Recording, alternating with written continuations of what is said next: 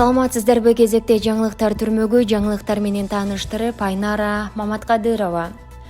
Коронавирус пандемиясына байланыштуу Владимир Владимирович Путин чет өлкөлүк жарандардын убактылуу Россия Федерациясынын территориясында жүрүү мөөнөтүн 15 сентябрга чейин узартуу тууралуу указга кол койду.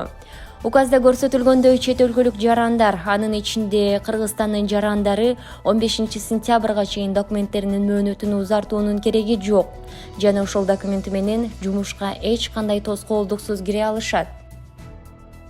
Россия Федерациясынын президенти Владимир Владимирович Путин 23 июнда 16 жашка чейинки балдары бар үй-бүлөлөргө дагы 10 000 рубль жөлөк пул төлөп берүү боюнча указга кол койду.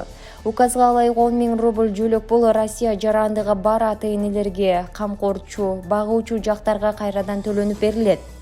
Жөлөк пулдун биринчи төлөмүн алгандар кайрадан заявка таштоонун кажети жок болуп, автоматтык түрдө которулат.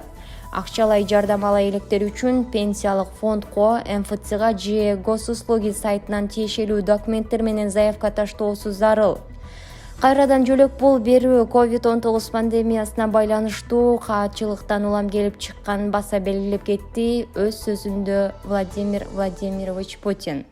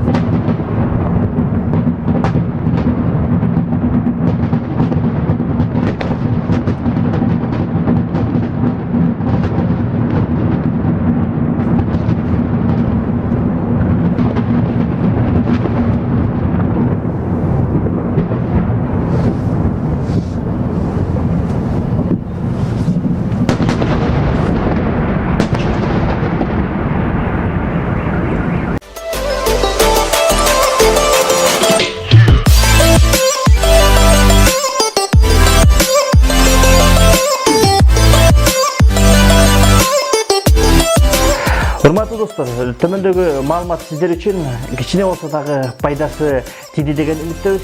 Эгерде сиздер биздин кийинки берүүбүздү күтсөңүздөр, сиздерге суроо. Жолго бир инсан чыгыптыр.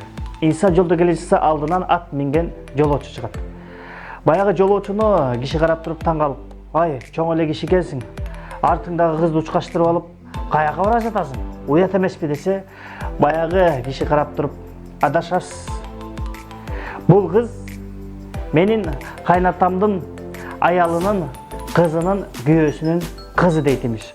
Ошондо баягы кыз ат минген кишинин кимиши болот. Сиздерге ушул суроо достор. Эгерде суроонун жообун тапкан болсоңуздар, комментарийга жазасыздар. Кийинки берүүбүздө жеңүүчүгө бизден белек. Сиздер менен Екатеринбург кыргыздар YouTube каналы, биздин каналга катталганды унутпаңыздар. Сунуш, ой, пикир жазганды дагы унутпаңыздар. Берүүбүздө тынчтык болсун.